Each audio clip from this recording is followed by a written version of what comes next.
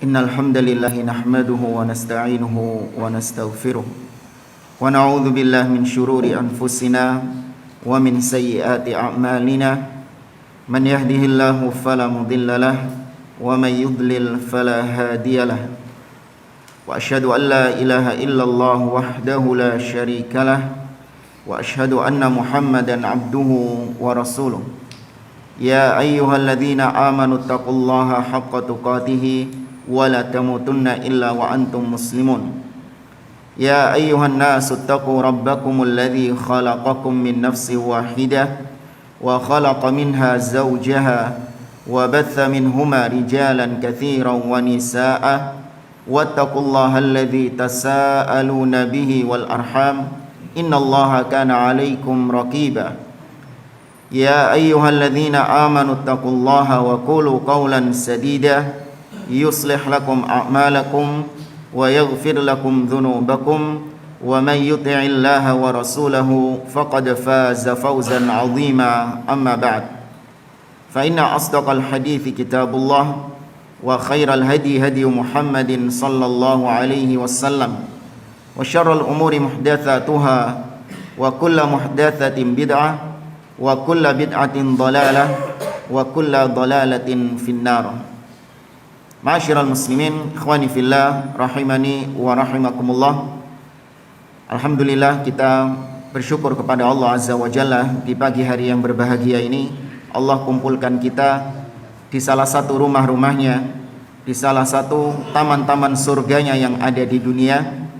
Kita mengawali aktivitas di pagi hari ini dengan ibadah kepada Allah Subhanahu wa taala. Kemudian kita menuntut ilmu syar'i, mempelajari perkara-perkara yang penting di dalam agama kita. Maka hanya kita tinggal berdoa kepada Allah, memohon kepada Allah Subhanahu wa taala agar Allah Azza wa Jalla menerima amal-amal soleh kita, dan Allah Azza wa Jalla menambahkan kepada kita ilmu yang bermanfaat dan memberikan taufik kepada kita kepada jalan-jalannya yang lain. Hadirin yang dimuliakan Allah, kita melanjutkan kembali pembahasan fatwa al-aqidah, ya, fatwa-fatwa aqidah yang dibawakan oleh Fadilatul Syekh Muhammad bin Shalih Al-Utsaimin rahimahullahu taala. Kita langsung baca di sini pertanyaannya, poin nomor 27. 27 ini karena memang diloncat-loncati ya. Jadi enggak usah heran kok cek cepete moro-moro 27 itu. Memang diloncati diambil beberapa fatwa-fatwa saja yang menurut kita layak untuk dikaji, kita ambil.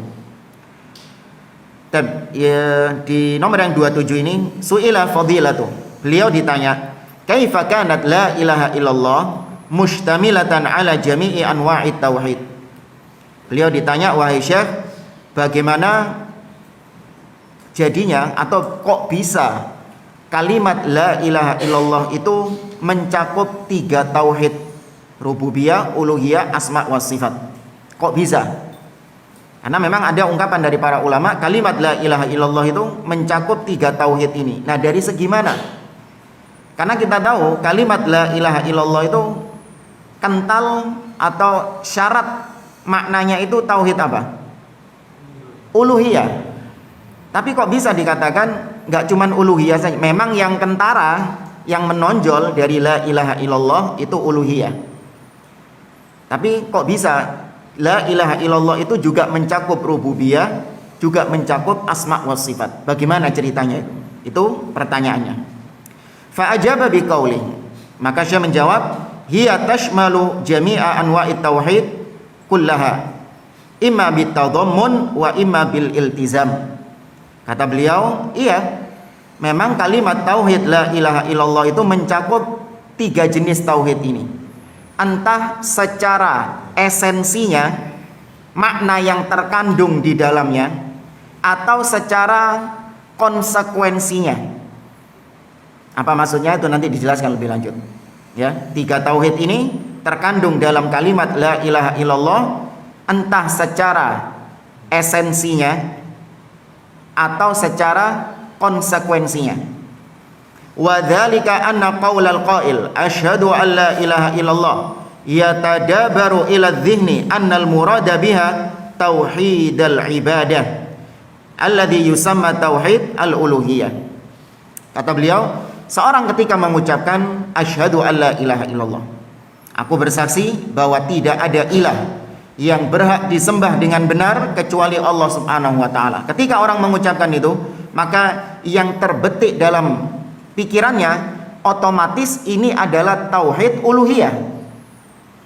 Ya, dari kalimatnya saja itu otomatis terbetik ini tauhid uluhiyah.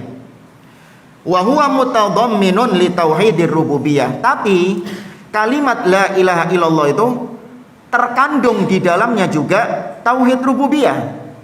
Ada kandungan tauhid rububiyahnya juga. Dari mana itu? Alasannya apa? Li anna kullaman abadallaha wahda fa innahu lan ya'budahu hatta yakuna muqirran lahu birrububiyah. Karena kata beliau, semua yang beribadah kepada Allah, semua yang menyembah Allah saja. Tauhid apa ini? Menyembah Allah saja? Uluhiyah kan? Ya, semua yang mentauhidkan Allah dari sisi uluhiyah, maka sesungguhnya orang tersebut yang mentauhidkan Allah dari uluhiyah, dia tidak akan sudi beribadah kepada Allah kecuali dia telah menetapkan Allah sebagai Rabb terlebih dahulu. Pasti sebelumnya itu sudah didahului dengan tauhid rububiyah. Makanya seorang tidak mungkin beribadah kepada Allah kecuali dia sudah meyakini sebelumnya bahwa Allah itu adalah pencipta, Allah adalah pemberi rizki satu-satunya, Allah yang mengatur alam semesta satu-satunya. Nah, berangkat dari rububiyah ini baru menjadi uluhiyah. Bingung jangan? Hah? Bingung kan? Kok ragu aneh? Dia apa? Diulangi tuh? Diulangi ya? Saya ulangi. Kalimat la ilaha illallah ini kan uluhiyah, yaitu menyembah hanya kepada Allah, menjadikan Allah sebagai satu-satunya sesembahan. Itu yang nampak dari kalimat la ilaha illallah, yang nampak uluhiyah. Rububiyahnya nggak nampak. Apa ini nggak paham karena masih bingung? Uluhiyah apa, rububiyah apa, asma wa sifat apa? Bisa jadi. Rububiyah mengakui, mengesahkan Allah, meyakini Allah satu-satunya pencipta, pemberi rizki, pengatur alam semesta, yang menghidupkan, yang mematikan. Nah, itu rububiyah dari kalimat Rabb. Ya, keyakinan bahwa Allah satu-satunya pencipta. Uluhiyah apa? Ya, keyakinan Allah satu-satunya yang disembah. Ya, keyakinan bahwa Allah satu-satunya yang berhak disembah. Selain Allah tidak layak untuk disembah, alias sesembahan yang batil. Diambil dari kata ilah. Uluhiyah ini diambil dari kata ilah. Sedangkan al-asma wa sifat yaitu keyakinan bahwa hanya Allah yang memiliki nama-nama yang sempurna dan sifat-sifat yang tinggi, sifat-sifat yang mulia. Selain Allah tidak ada yang menyandang nama dan sifat-sifat seperti itu. Ya sudah ya. Nah, kalimat la ilaha illallah, lihat ada kata-kata ilah. Tadi itu ilah diambil dari kata apa? Uluhiyah itu tadi. Maka jelas ketika disebutkan la ilaha illallah, yang terbetik dalam benak seseorang, iki tauhid uluhiyah ini. Duduk rububiyah, duduk asma wa sifat. Tapi kata beliau, dalam kalimat la ilaha illallah itu sejatinya terkandung, bukan nampak ya, tapi terkandung di dalamnya rububiyah juga dan asma wa sifat. Nah, rububiyahnya dari mana? Rububiyahnya adalah yaitu ketika seseorang menyembah kepada Allah saja, dia tidak menyembah kepada selain Allah, dia itu sebelumnya pasti sudah mengakui Allah sebagai Rabb. Pasti sudah mengakui Allah sebagai Rabb, sebagai pencipta satu-satunya, pemberi rizki satu-satunya. Paham jamaah ya? Nah, Baik, wa kadzalika mutadhammin li tauhidil asma'i was sifat. Itu tadi rububiyah. Nah, demikian juga kalimat la ilaha illallah itu terkandung di dalamnya tauhid al asma' was sifat. Dari mana? Kata beliau, li annal insan la ya'budu illa min ilmin annahu mustahiqqun lil ibadah. Karena tidaklah seseorang itu menyembah kepada Allah, uluhiyah ini ya, tidaklah seseorang menyembah kepada Allah kecuali pasti dia itu sudah membandingkan antara Allah yang dia sembah dengan sesembahan-sesembahan selain Allah. Pasti sudah dikomparasikan sama dia. Ternyata sesembahan selain Allah itu memiliki sifat-sifat yang kurang, memiliki sifat-sifat yang cacat. Sedangkan Allah yang dia sembah itu memiliki sifat-sifat yang sempurna. Paham jamaah ya? Sudah dikomparasikan, didelok sesembahannya Nasrani, Jesus. Ya, dilihat sesembahannya, kok gak kelamben? Misalnya ini. Kok mati di kayu salib? Kok makan, kok minum? Ya, kok lemah gitu. Wah, ini kok cacat ini sifat-sifat Tuhannya ini. Kemudian dilihat sesembahannya orang-orang Majusi, api. Nah, kok kalah kalau motor keloneng, kalah kalau pemadam kebakaran, gitu. Misalnya itu. Ada cacat-cacatnya di situ. Lihat sesembahannya orang-orang Hindu, orang-orang Buddha, dewa-dewa, ya, disembah sama mereka. Itu dilihat cacatnya. Ini kok cete kadang luntur. Terus mari ngono apa? Lumutan. Ada yang kemarin itu banjir itu digendong itu, diselamatkan dari banjir Tuhannya itu. Bukan hambanya yang diselamatkan sama Tuhannya, hambanya yang menyelamatkan Tuhannya. Iya, ada fotonya itu, digendong, dibopong gitu karena kebanjiran wilayahnya. Nah, itu dikomparasikan. Ternyata dari semua sesembahan itu sifat-sifatnya itu cacat, aib. Dibandingkan sama Allah Subhanahu wa taala yang tidak ada cacat, tidak ada aib. Nah, berarti ini tauhid apa? Al asma was sifat. Beliau di sini mencontohkan Nabi Ibrahim alaihissalam. Nabi Ibrahim dalam surah Maryam ketika mendakwahi ayahnya yang musyrik, Nabi Ibrahim menggunakan metode komparasi tadi. Dikomparasikan antara Allah dengan sesembahan yang disembah sama bapaknya. Nabi Ibrahim mengatakan, ya abadi lima ta'budu ma la yasma'u wa la yubsiru wa la yughni anka syai'a. Wahai ayahandaku, kenapa kau menyembah kepada sesuatu yang gak bisa mendengar, gak bisa melihat, dan tidak bisa memberikan apapun kepadamu? Nah, itu kan sifat dari sesembahannya siapa? Bapaknya Ibrahim. Secara otomatis berarti kebalikan dari sifat Allah Subhanahu wa taala. Allah yang aku sembah bisa mendengar, bisa melihat, dan memberikan segala sesuatu kepadamu. Otomatis itu dikomparasikan sama Nabi Ibrahim. Demikian juga Nabi Ibrahim ketika menghancurkan berhala-berhala kaumnya, faja'alahum judzadan illa kabiran lahum la'allahum ilaihi yarji'un. Nabi Ibrahim menghancurkan dan hanya menyisakan satu saja, agar mereka kembali kepada berhala yang besar itu. Mereka mengatakan, a'anta fa'alta hadza bi alihatina ya Ibrahim? Apakah kau yang melakukan ini wahai Ibrahim terhadap berhala-berhala kami? Nabi Ibrahim mengkomparasikan lagi. Qala bal fa'alahu kabiruhum hadza fas'aluhum in kanu yantiqun. Justru yang melakukan yang besar ini. Kalau nggak percaya, coba tanya sama yang percil-percil ini, yang kecil-kecil ini. Kalau mereka memang berbicara, tuh. Dikomparasikan sifat kalam.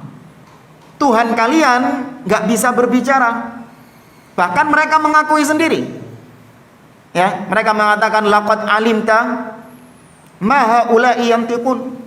Kau sendiri tahu wahai Ibrahim bahwa berhala-berhala ini nggak bisa berbicara.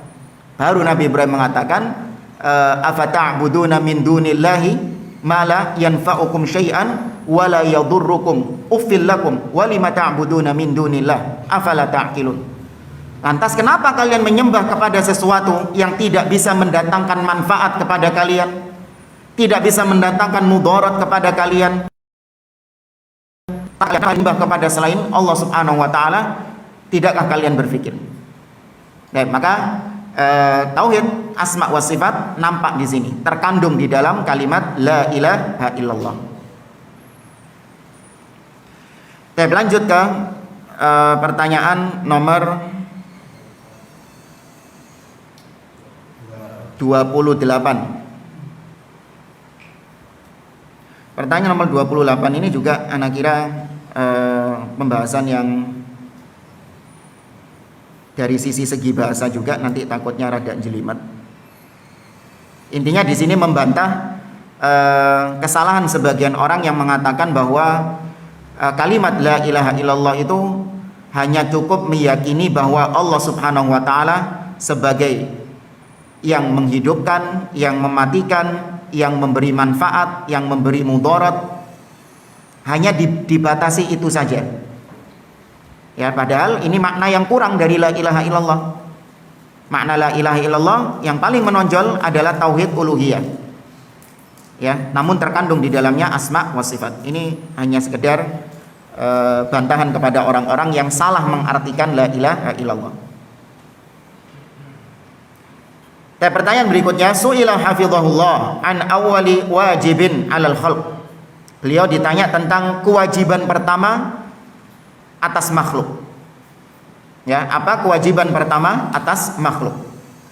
Fa ajaba biqauli, beliau menjawab, awwalu wajib 'alal khalqi huwa awwalu ma yud'al khalq ilaihi. Kewajiban pertama yang wajib untuk ditunaikan oleh seorang makhluk, seorang hamba adalah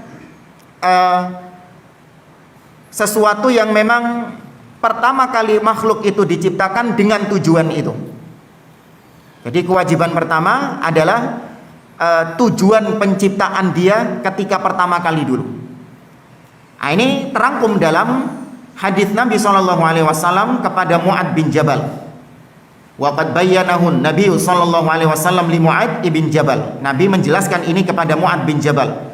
Kewajiban pertama bagi seorang hamba radhiyallahu anhu hina ba'athahu lil Yaman. Ketika Mu'ad bin Jabal diutus oleh Nabi SAW untuk berdakwah di Yaman. Nah, Mu'ad seorang diri ya di Yaman diutus oleh Nabi untuk berdakwah kepada ahlul kitab. Nah, ini menunjukkan bahwa hadis meskipun itu ahad diterima karena Nabi sendiri mengajarkan. Paham hadis ahad ya? Pernah kita singgung kalau nggak salah. Apa hadis ahad? Yang tidak sampai derajat mutawatir, yang diriwayatkan oleh sedikit sahabat, 1, 2, 3. Ya, khilaf di antara para ulama tentang jumlah perawi dari hadis ahad ini.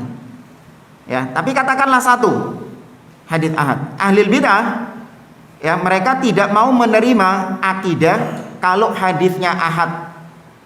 Enggak mau. Mereka menganggap hadis ahad itu tidak mendatangkan keyakinan, tapi hanya mendatangkan dugaan. Dan namanya akidah itu nggak boleh dugaan, harus sesuatu yang yakin. Maka kami hanya menerima yang mutawatir, yang diriwayatkan oleh banyak sahabat. Ini kaidah dari mana ini? Padahal Nabi sendiri mengutus Mu'ad bin Jabal seorang diri menyampaikan dakwah Nabi SAW di Yaman itu. Tapi apa kata Nabi kepada Mu'ad? Ini di briefing dulu Mu'ad bin Jabal ini. Jadi Nabi sebelum mengutus seorang dai, Nabi memberitahukan kondisi dari mad'u, orang yang akan kau dakwahi ini kondisinya bagaimana. Diberitahu sama Nabi, innaka sata'ti qauman ahla kitab. Wahai Mu'ad, yang kau datangi, yang kau dakwahi nanti di Yaman itu adalah orang-orang yang modelnya ahlul kitab, Yahudi dan Nasrani. Tentu berbeda konten dakwahnya kalau orang-orang selain ahlul kitab seperti musyrikin. Berbeda konten dakwahnya, berbeda esensi dakwahnya, bukan esensi, maksudnya syubhat-syubhatnya itu berbeda. Orang-orang musyrikin tidak meyakini hari akhir, Sedangkan orang-orang ahlul kitab masih meyakini hari akhir. Ya, maka syubhatnya berbeda. Ya, orang-orang ahlul kitab mereka ekstrim. Yang Yahudi kurang ajar kepada Nabi dan Rasul. Sedangkan Nasara berlebih-lebihan terhadap Nabi dan Rasul. Sedangkan musyrikin nggak kenal Nabi dan Rasul sama sekali, nggak punya Nabi dan Rasul, agama ngarang, kan gitu. Maka di briefing sama Nabi SAW. Dan ini boleh, termasuk di antara sunnah. Anda misalnya mau ngundang ustadz untuk kajian, sampaikan kondisi jamaahnya di tempat kajian itu. Nggak apa-apa, ustadz, antum bisa ngisi kajian tanggal sekian, iya bisa. Nah, itu sampaikan kondisi jamaahnya. Di tempat kami ini itu orang-orangnya adalah pelaku kesyirikan, ya, pelaku kebid'ahan. Orang-orangnya ini masih awam, ya, gak tahu agama sama sekali, masih belum mengenal tauhid, masih belum mengenal manhaj yang benar. Sampaikan gitu saja, biar nanti ustadznya sendiri yang menyesuaikan. Jangan panitianya ngatur ustadznya. Ya, ini keliru. Diatur sama panitianya. Saat nanti kajiannya antum jangan nyinggung-nyinggung masalah syirik. Loh kok bisa? Iya, ini jamaah kita di masjid ini kebanyakan pelaku syirik. Loh ya ketepaan. Ya apa sih? Ustaz, nanti kajiannya jangan singgung masalah bid'ah misalnya. Kenapa? Karena di tempat kami ini banyak ahli bid'ahnya. Lu ketepaan. Lu jangan Ustaz, nanti jamaahnya kabur, nanti nggak mau datang lagi. Ya hidayah di tangan Allah Subhanahu wa taala. Jangan belani supaya jamaah datang banyak, akhirnya konten dakwahnya itu bukan esensi dari yang mereka butuhkan. Ya, memang sakit, iya. Yang disampaikan sama Ustadz ini memang terkadang sakit bagi jamaah-jamaah yang memang kena dari dakwahnya itu. Seperti seorang dokter, ketika melihat pasien itu, seorang dokter itu tahu yang sakit bagian ini, maka yang difokuskan ya bagian itu sama dokternya. Seorang mekanik di bengkel, ketika ada sepeda motor atau mobil yang rusak, mana bagian yang rusak, ya itu yang difokuskan sama mekaniknya, bukan malah fokus-fokus ke masalah yang lain. Enggak. Seorang dai juga gitu. Kalau jamaah problemnya itu adalah syirik kepada Allah Subhanahu wa taala, difokuskan masalah syirik kepada Allah Azza wa Jalla. Nah, lucu ada dokter atau mekanik motor yang rusak mesinnya, sing difokus no dandani spion. Iya, orang bengkel lho, yang rusak karburatornya, sing dibenek no difokus no spione malah, iki spione menceng iki Pak. Ya, ini sekilas saja faedah dari hadis Mu'adz bin Jabal ini. Wahai Mu'adz, sesungguhnya aku akan mendatangi kaum ahlul kitab. Falyakun awwal ma tad'uhum ilaihi syahada an la ilaha illallah wa anna Muhammadan Rasulullah. Maka jadikanlah fokus pertama dakwahmu adalah agar mereka bersyahadat, bersaksi tidak ada ilah yang berhak disembah kecuali Allah, dan mereka bersaksi bahwa Muhammad adalah utusan Allah. Fa inhum ata'u laka bidzalik fa akhbirhum anna Allah qad iftarada alaihim 5 shalawatin fi kulli yaumin wa lailah. Nah, kalau mereka sudah menerima dakwahmu tentang tauhid, barulah kau menyampaikan kepada mereka bahwa Allah mewajibkan atas kalian salat 5 waktu sehari semalam. Itu nanti tauhid dulu yang diberesin. Apa gunanya salat, puasa, ya, zakat, namun ternyata tauhidnya nggak beres. Ya, makanya dakwah Ahlussunnah wal Jamaah, dakwah as-salafiyah itu sangat memprioritaskan dakwah kepada tauhid, meskipun bukan menihilkan permasalahan-permasalahan yang lain, tidak.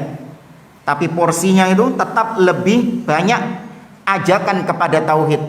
Karena memang apa manfaatnya ibadah tapi tanpa tauhid? Ibarat seperti seorang yang sholat namun tanpa toharoh.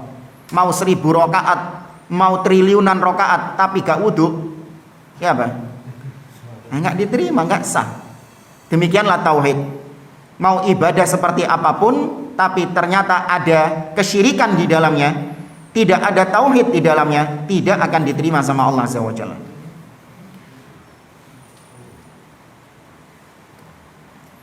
Kemudian kita lanjut ke fatwa berikutnya.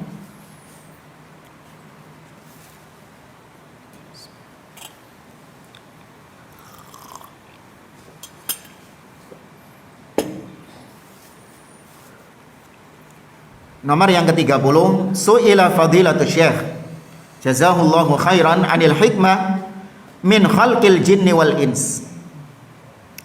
Beliau Syekh Utsaimin ditanya tentang apa hikmahnya dari penciptaan jin dan manusia. Ya, apa hikmah penciptaan jin dan manusia? Fa ajaba qailan, maka Syekh menjawab, qabla an atakallama an hadha su'al uhibbu an unabbiha ala qa'idatin 'amah fima yakhluquhu Allah azza wa jalla wa fima yashra'uhu. Kata beliau, sebelum saya berbicara menjawab soal yang tadi, maka aku ingin untuk memperingatkan Anda tentang sebuah kaidah umum yang berkaitan dengan apa-apa yang diciptakan Allah atau apa-apa yang disyariatkan Allah Subhanahu wa taala. Ada kaidahnya. Kata beliau, wa hadhil qaidah ma'khudatun min qaulihi ta'ala. Kaidah yang akan disebutkan ini diambil dari firman Allah Subhanahu wa taala, wa huwal alimul hakim. Dialah Allah yang Maha mengetahui lagi Maha bijak. Hakim. Hakim dari sini asal katanya hikmah. Ya, nama Allah ini Hakim ini. Hakim. Diambil dari kata hikmah. Artinya Allah Maha mengetahui dan Allah Maha bijaksana. Artinya apapun yang Allah ciptakan, apapun yang Allah tetapkan dari takdir-takdirnya, apapun yang Allah syariatkan dari syariat-syariatnya, berangkat dari dua ini.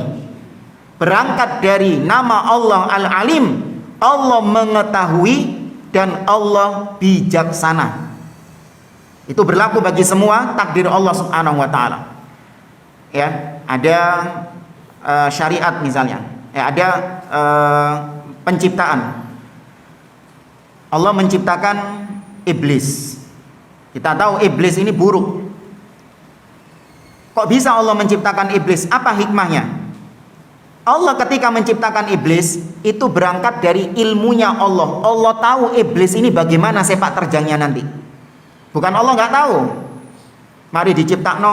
Ya kok ngene tibakno iblis ini. Tak kira no gena iblis ini. Tibakno brengsek gitu. Enggak, Allah sudah tahu kalau iblis brengsek. Allah sudah tahu, berangkat dari ilmunya Allah Subhanahu wa taala. Kemudian berangkat dari kemahabijaksanaan Allah. Allah tetap ciptakan iblis karena memang bijaksana. Apa itu bijaksana? Yaitu sesuatu atau perbuatan yang dilakukan oleh Allah dengan tepat. Tepat di sini dari sisi waktunya tepat dan pelaksanaannya juga tepat, pas. Tidak kurang, tidak lebih, proporsional.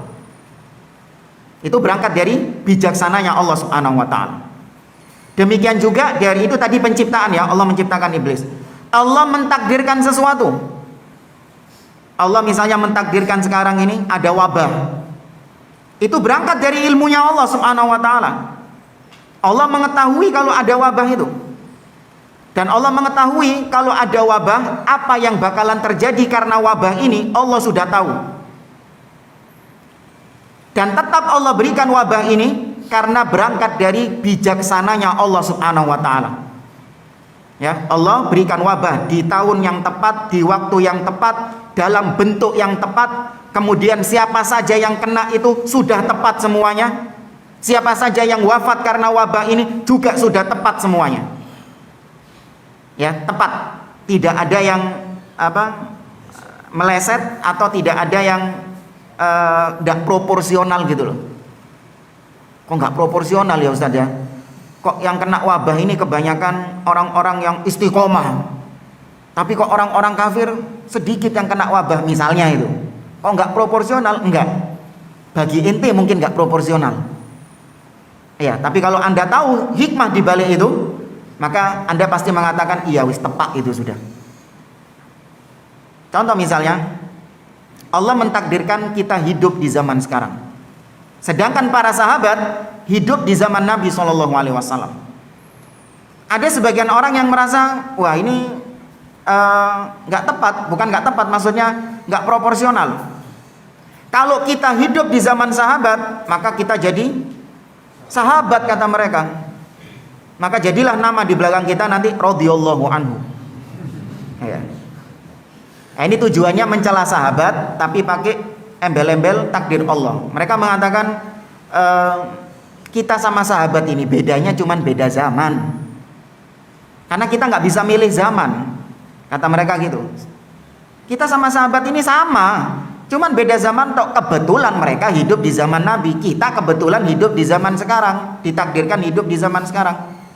Dianggap nggak proporsional? Enggak, sudah tepat proporsional itu. Kita kalau hidup di zaman Nabi SAW, nggak jamin kita jadi sahabat jamaah. Bisa jadi ikut Abu Jahal, dunianya terjamin. Iya, ikut Nabi oleh opo? Lihat sahabat-sahabat di Mekah, dapat apa ikut Nabi SAW? Malah loro kabeh. Iya kan? Abdullah bin Mas'ud, bagaimana Bilal bin Rabah, loro kabeh, gembuk kabeh. Tapi kalau ikut Abu Jahal, wah, dunia terjamin. Ya, belum tentu juga kalau kita hidup di zaman Nabi itu kita menjadi pengikut Nabi. Bisa jadi pengikutnya Abdullah bin Ubay bin Salul. Jadi orang-orang munafik. Nah, memang Allah sengaja pilih para sahabat. Dengan berangkat dari ilmunya Allah dan kemahabijaksanaan Allah, sudah tepat proporsional para sahabat ditaruh di zaman itu. Kita ditaruh di zaman sekarang. Ya, kalau dibalik, itu kesian nabinya. Orang-orang kayak kita, kayak Ana sama antum, jadi sahabat gitu. Sakno nabinya. Iya. Nabinya menyeru untuk bersedekah misalnya. Kau nak sing sedekah. Beda sama sahabat dahulu, berlomba-lomba untuk dipanggil untuk berjihad.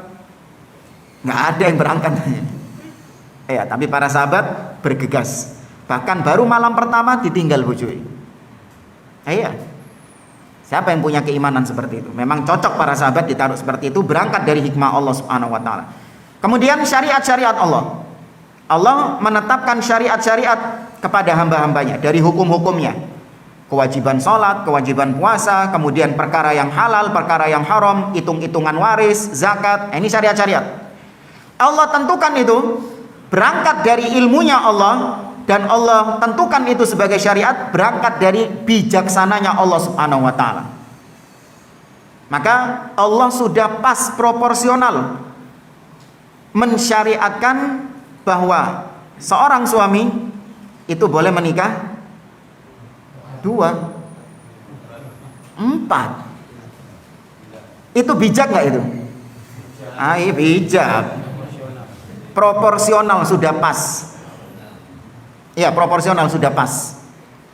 Memang Allah mengetahui kemampuan manusia di umatnya Nabi Muhammad SAW. Memang mampunya cuma 4 maksimal itu. Beda dengan umat-umat sebelum kita. Umat-umat sebelum kita, ya, mereka Allah tahu bahwa kemampuan mereka itu bisa lebih daripada 4. Maka syariatnya mereka boleh untuk menikah lebih dari 4. Itu umat-umat sebelumnya. Dahulu di zaman Nabi Adam, ya, Nabi Adam manusia pertama, Allah membolehkan syariat kakak beradik menikah. Anaknya Nabi Adam itu, anaknya Nabi Adam, kakak adik menikah. Nah kalau nggak menikah nggak jadi kita jemaah.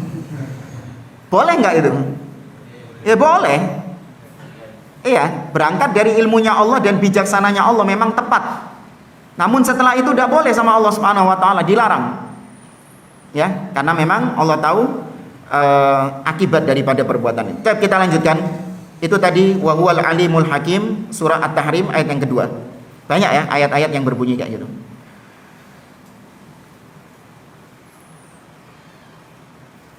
Kata beliau wa ghairuhuma minal ayatil katsirati dallati ala itsbatil hikmati lillahi azza wa jal fima yakhluquhu wa fima yashra'uhu ay fi ahkamihil kauniyah wa ahkamihis syar'iyyah.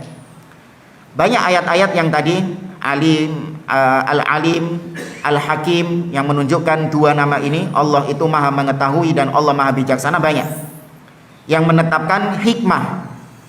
Ya, Allah ketika menciptakan sesuatu atau mentakdirkan sesuatu atau mensyariatkan sesuatu itu dengan hikmah.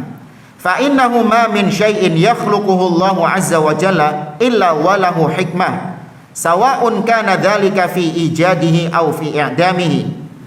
Maka tidak ada sesuatu pun yang diciptakan oleh Allah Subhanahu wa taala melainkan di situ pasti ada hikmahnya.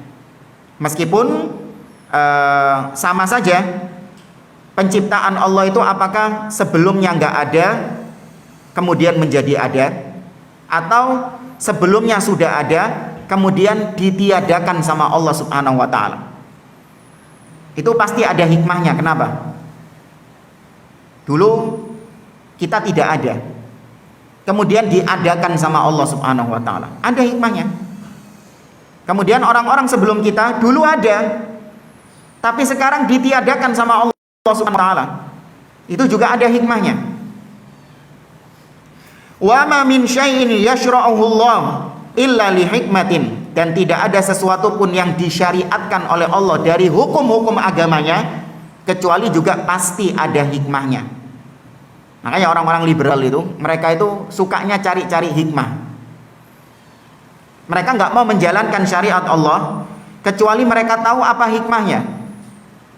Kalau mereka tidak tahu hikmahnya, mereka nggak menjalankan syariat tersebut. Ini pemikiran yang salah. Misalnya disyariatkannya i'fa'ul liha, membiarkan jenggot bagi laki-laki, memelihara jenggot. Orang-orang liberal dan yang satu spesies sama mereka mikir apa hikmahnya kok disuruh miara jenggot? Apa mungkin kalau ibadah-ibadah yang lain ya, seperti misalnya zakat, oh hikmahnya jelas untuk membantu fuqara, membantu miskin, ya, untuk perputaran ekonomi. Wow, pintar mereka. Ayo, hikmahnya itu kelihatan. Tapi kalau jenggot, apa hikmahnya? Bagi kesehatan apa? Malah menurut mereka ini nanti ada kutunya. Nanti nggak ada hikmahnya kata mereka, maka nggak dikerjakan. Ini banyak ibadah-ibadah seperti itu.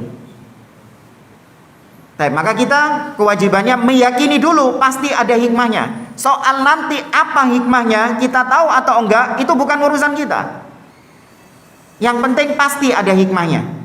Tahu atau enggak tahu, pasti yakini ada hikmahnya. Kata beliau, sawa'un kana dzalika fi ijabihi au tahrimihi au ibahatihi. Entah syariatnya itu bentuknya sesuatu yang mewajibkan, antum diwajibkan sholat, puasa, zakat, haji, itu ada hikmahnya. Atau sesuatu yang diharamkan. Kenapa diharamkan babi? Kenapa diharamkan khamr? Ya, kenapa diharamkan riba? Atau sesuatu yang sifatnya mubah, boleh. Lakin hadhil hikam allati yatadammanuha hukmuhul kauni wa syar'i qad takunu ma'lumatan lana wa qad takunu majhulatan wa qad takunu ma'lumatan li ba'dhin nas duna ba'dhin. Tapi harus diyakini semua hukum-hukum Allah tadi, baik itu takdir Allah ataupun syariat Allah, terkadang kita ketahui hikmahnya dan terkadang tidak kita ketahui hikmahnya. Terkadang diketahui oleh sebagian orang tapi tidak diketahui oleh sebagian yang lain. Itu sudah bukan urusan Allah. Mentakdirkan kita sesuatu kayak wabah gini misalnya, berangkat dari takdir Allah Subhanahu wa taala. Kita mengetahui apa hikmah di balik itu. Tapi apa yang kita ketahui terkadang tidak diketahui oleh saudara kita. Oh, ternyata sejak ada wabah ini ya, hikmahnya adalah kita kembali mendekatkan diri kepada Allah Subhanahu wa taala. Bahwa manusia sekuat apapun itu tidak berdaya ketika Allah Subhanahu wa taala menghendaki ada makhluk yang kecil yang bisa menjangkiti manusia itu menjadi sakit atau menjadi mati. Ternyata kita makhluk yang lemah. Dan berbagai macam hikmah-hikmah dari berbagai macam sektor. Ya kayak gitu kan? Ada dari sektor pendidikan, ada hikmahnya apa? Supaya orang tua ngerasa bagaimana didik anak. Iya. Enggak terus selama ini orang tua menjadikan sekolah itu kayak penitipan anak. Sumpek anak inang ngomong, wis titipno sekolah. Sebagainya gitu. Nah, ketika ada wabah kelihatan kualitas orang tuanya ini, apakah orang tua yang memang cuman pinter bikin anak, nggak mau didik, atau memang tipikal orang tua yang memang mendidik anaknya. Nah, itu dengan adanya seperti ini ada hikmahnya. Tapi kita kumpulkan semua hikmah dari pandemi ini, dari sektor ekonomi, dari sektor agama, dari sektor pendidikan, kita kumpulkan semuanya. Sudah? Itu pun tidak mewakili hikmah Allah secara total yang diketahui sama Allah Subhanahu wa taala. Cuman sebagian saja yang diketahui. Ya, cuman sebagian saja. Dan hikmah ini perkara gaib jamaah. Kalau tidak dijelaskan oleh dalil, kita nggak boleh memastikan pasti hikmahnya, itu nggak boleh. Ada terkadang dipakai buat bercandaan. Iya. Contoh misalnya ada saudara kita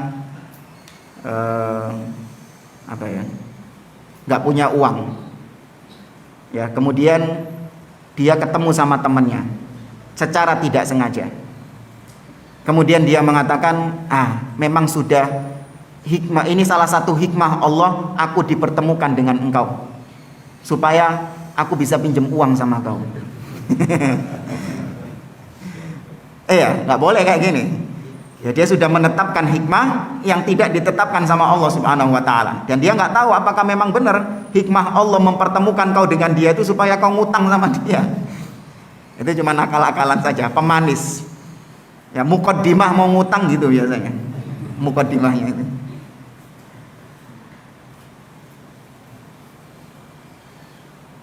Idza taqarrara hadza fa innana naqulu innallaha subhanahu wa ta'ala khalaqal jinna wal ins li hikmatin 'azimah wa ghayatin hamidah. Kalau kita sudah tahu konsepnya, ya kaidahnya tadi, tidaklah Allah menciptakan sesuatu, mensyariatkan sesuatu kecuali pasti dengan hikmah, entah kita ketahui hikmahnya atau tidak kita ketahui hikmahnya. Maka kalau kita ditanya apa hikmah Allah menciptakan jin dan manusia, maka pasti kita jawab, kalau kita nggak tahu ayatnya, kita akan mengatakan pasti ada hikmahnya. Apa hikmahnya? Wallahu a'lam. Tapi pasti ada hikmahnya. Ya, apapun yang Allah takdirkan, meskipun kita menganggap itu buruk, itu pasti ada hikmahnya. Meskipun kita menganggap itu buruk, pasti ada hikmahnya. Ibarat seorang diamputasi, belum diamputasi, diamputasi. Karena diabetes atau apa, diamputasi. Kehilangan anggota tubuh dia, kehilangan kakinya, itu sesuatu yang dia sukai atau tidak? Tidak disukai. Kehilangan sikil siapa yang suka? Tapi dia sadar bahwa diamputasi itu ada hikmahnya. Apa? Untuk memutus penyebaran penyakitnya itu tadi. Untuk supaya tidak menjalar ke bagian yang lain penyakitnya itu. Ibarat seperti itu. Kita ditimpa musibah, ya, kita ditimpa kemiskinan, kita ditimpa apapun dari sesuatu yang tidak kita sukai, harus kita melandasi diri kita, ini ada hikmahnya, dan hikmah Allah itu pasti baik. Ya, hikmah Allah itu pasti baik. Orang kalau punya konsep kayak gini enak hidupnya, nggak suudon terus gitu sama Allah Subhanahu wa taala. Kenapa kok gini? Kenapa saya kok gini? Padahal saya kenceng ibadahnya loh, kok jebus ibadah loh. Ya, ada hikmah yang baik dari Allah Azza wa Jalla. Antum ketika ditanya Apa hikmahnya Allah mengharamkan khamr, mengharamkan khinzir? Khamr atau khinzir? Apa hikmahnya? Nggak tahu kan? Tapi cukup yakini pasti ada hikmahnya, dan hikmahnya itu baik. Saya tidak mau mengkonsumsi khamr, tidak mau mengkonsumsi babi, bukan karena saya tahu hikmahnya apa, bukan, tapi karena memang Allah mengharamkannya. Selesai. Makanya jangan suka cari-cari hikmahnya apa baru kemudian Anda melakukan syariat Allah itu, jangan. Karena kita sudah punya kaidah, hikmahnya pasti baik. Diketahui atau tidak diketahui, jalankan itu syariat Allah Subhanahu wa taala. Nah, orang-orang tadi liberal tadi enggak. Dicari oh iya, ternyata babi ini memang membahayakan kita. Ada cacingnya. Nanti cacing ini parasit, bisa menggerogoti kita. Oh iya, berarti hikmahnya Allah mengharamkan babi karena ada cacingnya. Hikmahnya Allah mengharamkan khamr karena bisa merusak liver. Oh iya, berarti kita nggak mau mengkonsumsi ini. Ngenteni golek hikmahnya dhisik orang-orang itu. Kita enggak. Mau babinya steril, nggak ada cacingnya, mau khamrnya itu aman, tidak bisa merusak liver, ya. Tapi kalau hakikatnya tetap khamr dan babi, kita nggak mau mengkonsumsinya. Ya, karena hikmah Allah itu sudah kita yakini ada hikmahnya meskipun tidak kita ketahui. Maka Allah menciptakan jin dan manusia, hikmahnya adalah, kata beliau, hikmah yang agung dan tujuan yang mulia. Wa hiya ibadatuhu tabaraka wa ta'ala, yaitu untuk beribadah kepada Allah Azza wa Jalla. Apa dalilnya? Apa dalilnya? Naam, wa ma khalaqtul jinna wal insa illa liya'budun. Surah Az-Zariyat ayat 56. Allah juga mengatakan dalam surah Al-Mu'minun ayat 115, di ayat yang terakhir, afa hasibtum annama khalaqnakum abada wa annakum ilaina la turja'un. Apakah kalian mengira kami menciptakan kalian itu sia-sia? Sia-sia artinya enggak ada hikmah, kau nok gaene ngono lho. Iseng. Iya, Allah menciptakan manusia ini iseng-iseng, enggak ada tujuannya. Enggak ada hikmahnya. Apakah kalian mengira seperti itu? Jadi Allah menciptakan manusia, kemudian manusianya mati, ya wes selesai, game over. Permainannya selesai. Enggak. Kalian dikembalikan kepada Allah Subhanahu wa taala, mempertanggungjawabkan perbuatan kalian. Karena tujuan kalian diciptakan di atas muka bumi ini untuk menyembah Allah, beribadah kepada Allah Azza wa Jalla. Ila ghairi dzalika minal ayati dalah ala anna lillahi ta'ala hikmatan balighatan min khalaqil jinni wal insi wa hiya ibadatu wa hiya ibadah. Banyak ayat-ayat lain yang menunjukkan hikmah penciptaan jin dan manusia itu untuk beribadah kepada Allah. Wal ibadah, adapun ibadah maknanya at-tadhallul lillahi azza wa jalla mahabbatan wa ta'dhiman bi fi'li awamirih wa ijtinabi nawahihi 'alal wajhi alladhi ja'at bihi syara'i'u. Kata beliau, ibadah yang dimaksud di sini adalah at-tadhallul lillah, menghinakan diri kepada Allah Subhanahu wa taala, merendahkan diri kepada Allah Subhanahu wa taala. Tapi bukan cuma merendahkan diri, itu langsung otomatis disebut ibadah. Ada seorang pegawai, karyawan menghinakan diri di hadapan bosnya, apakah otomatis disebut ibadah? Belum tentu. Menjilat. Iya, bisa jadi menjilat, cari muka, ya, menghinakan diri di hadapan atasannya, itu belum tentu dianggap ibadah. Jadi kalau antum nemu ada orang yang cari muka sama atasan, jangan langsung dianggap wah kamu menyembah dia, jangan, belum tentu. Kenapa? Karena yang namanya ibadah selain menghinakan diri itu didasari dengan mahabbah wa ta'zim. Dia menghinakan diri karena cinta terhadap apa yang dia sembah itu dan mengagungkan apa yang dia sembah itu. Dengan cara apa? Melaksanakan apapun yang diperintahkan dan menjauhkan diri dari apapun yang dilarang. Dengan syariat yang telah diturunkan oleh Allah kepada nabinya.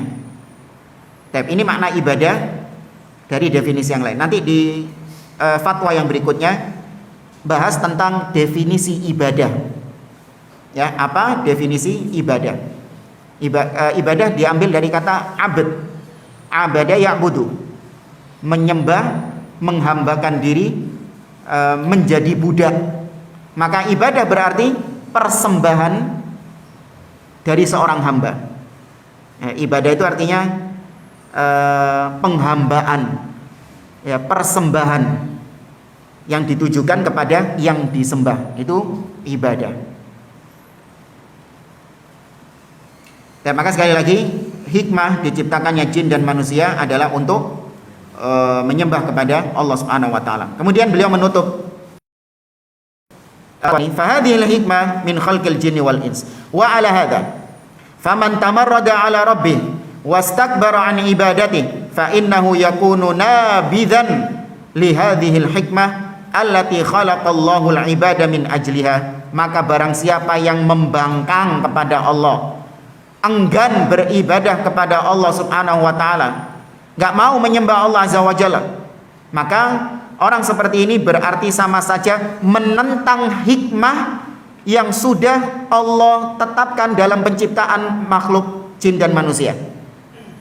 Allah menetapkan hikmahnya Allah menciptakan jin dan manusia untuk beribadah kepadanya, ditentang sama dia. Ya, ditentang sama dia. Wa fi'luhu yashhadu anna Allah khalaqal khalqa abathan wa suda. Selain dia menentang hikmah Allah, ketika seorang tidak mau menyembah kepada Allah Subhanahu wa taala, maka sama saja secara tidak langsung dia menuduh Allah menciptakan manusia ini sia-sia.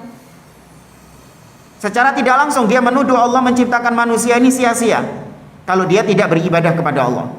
Wa huwa wa illam yusarrih bidzalik lakin hadza huwa muqtada tamarrudihi wastikbarihi an ta'ati rabbih.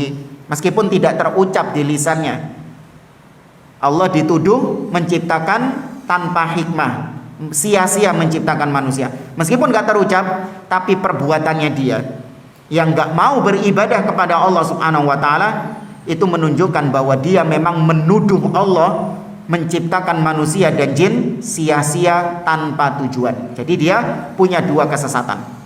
Gak mau beribadah kepada Allah, menuduh Allah sia-sia, iseng-iseng menciptakan jin dan manusia. Nah, tapi jamaah dimuliakan oleh Allah Subhanahu wa taala. Alhamdulillah antum enggak ada yang tanya. Ada? Iya. Tafadhol. Assalamualaikum warahmatullahi wabarakatuh. Waalaikumsalam warahmatullahi wabarakatuh. Ketika kita diberi nikmat ataupun musibah dari Allah dan kita mengira itu mungkin bisa jadi dari Allah atau bisa jadi ini karena perbuatan kita. Semua dari Allah. Nah, makanya apakah itu memang Allah sudah memang menghendaki seperti itu, dan apakah kita hanya bisa mengambil hikmah apa yang terjadi seperti itu? Nah, harus kita yakini dulu apapun yang terjadi, ya, apapun tanpa terkecuali itu pasti dengan takdir Allah Subhanahu wa taala. Takdir Allah Subhanahu wa taala itu ada yang murni karena kehendaknya dia, ada yang murni ada yang karena kehendaknya dia, ada yang karena akibat dari perbuatan kita. Ya, ada yang karena akibat dari perbuatan kita, itu pun juga atas kehendak Allah Subhanahu wa taala. Akibat dari kehendakan kita, akibat dari takdir yang murni karena kehendak Allah Subhanahu wa taala, itu kita tidak menginginkannya, tidak menghendakinya, tapi Allah menghendakinya. Seperti misalnya kecelakaan atau musibah wabah seperti ini, gak ada yang menghendakinya kan? Ya, Allah menetapkan itu atas makhluknya. Nah, yang kedua, Allah ketika menetapkan takdir kepada makhluk, Allah Subhanahu wa taala menetapkan itu karena makhluk sendiri yang memang menghendaki terjadinya itu, di ACC sama Allah terjadi hal tersebut. Saya ungkapkan dengan ACC biar mudah dipahami. Nah, misalnya seorang berdoa, dia pengen supaya menjadi kaya. Misalnya dia pengen supaya menjadi kaya, dia berdoa, usaha. Nah, ini kan dia request kepada Allah supaya Allah mentakdirkan dia kaya. Kemudian dia juga melakukan usaha-usaha. Selain berdoa, dia melakukan usaha-usaha. Dia bekerja, menabung, ya, dan lain sebagainya. Nanti dia kaya atau enggak, itu tetap dengan takdir Allah Subhanahu wa taala. Atau model yang kedua, dia meminta kepada Allah untuk didatangkan musibah. Meskipun tidak terucap dengan lisannya, tapi perbuatannya dia itu seakan-akan dia minta kepada Allah agar ditakdirkan musibah. Contoh misalnya, seorang berbuat maksiat kepada Allah, berbuat dosa kepada Allah Subhanahu wa taala. Meskipun lisannya nggak berdoa, ya Allah turunkan musibah kepadaku, nggak ada. Tapi perbuatannya dia itu secara tidak langsung itu adalah request kepada Allah agar Allah menurunkan musibah kepadanya. Ya enggak? Paham enggak maksudnya, Pak? Ya, orang yang berbuat maksiat itu seakan-akan dia request kepada Allah untuk diberikan musibah kepadanya. Nanti soal dia diberi musibah atau tidak, itu kehendak siapa? Allah Subhanahu wa taala. Makanya tidak semua orang yang berbuat dosa itu langsung dikasih musibah kontan gitu, enggak. Ada yang dikasih kontan sama Allah, ada yang dipending di akhirat. Disebut apa itu? Istidraj. Itu kehendak Allah, terserah Allah. Contoh dalam kehidupan sehari-hari misalnya, orang yang request untuk mendapatkan musibah tapi tidak terucap, perbuatannya sudah menunjukkan kalau dia memang pengen mendapatkan musibah. Naik motor, ngebut, terus motor apa itu? Sing kari rangkai tok itu. Protolan gak ono reme, gak ada lampune, gak pakai helm. Iya kan? Ketika dia kecelakaan, maka kita katakan, kau memang minta kepada Allah untuk kecelakaan. Enggak, saya enggak ngomong gitu kok. Tapi perbuatanmu itu sudah seakan-akan kau minta kepada Allah untuk kecelakaan. Dan Allah takdirkan kecelakaan. Karena enggak semua. Ada yang modelnya kayak gitu tapi selamat. Hanya dijadikan dalil. Saya 10 tahun sepeda motoran enggak pakai helm, selamat. Jadi iya, itu semua karena kehendak Allah Subhanahu wa taala, kembali ke takdir Allah Azza wa Jalla. Ya, maka sesuatu musibah yang kita dapatkan itu dari dua hal. Murni karena Allah, bukan kita yang meminta. Yang kedua, kita minta secara tidak langsung, entah dengan maksiat atau dengan perbuatan-perbuatan kita yang memang nggak safety tadi. Ya, nggak safety tadi. Itu mungkin, Pak. Nggih, wallahu a'lam.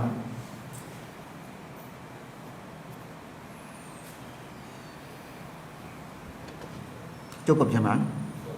Ya, baik.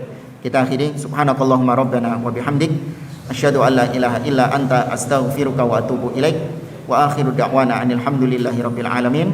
Sallallahu ala nabiyyina Muhammad wa ala alihi wa sahbihi ajma'in. Walhamdulillahi rabbil alamin. Tsumma assalamu alaikum warahmatullahi wabarakatuh.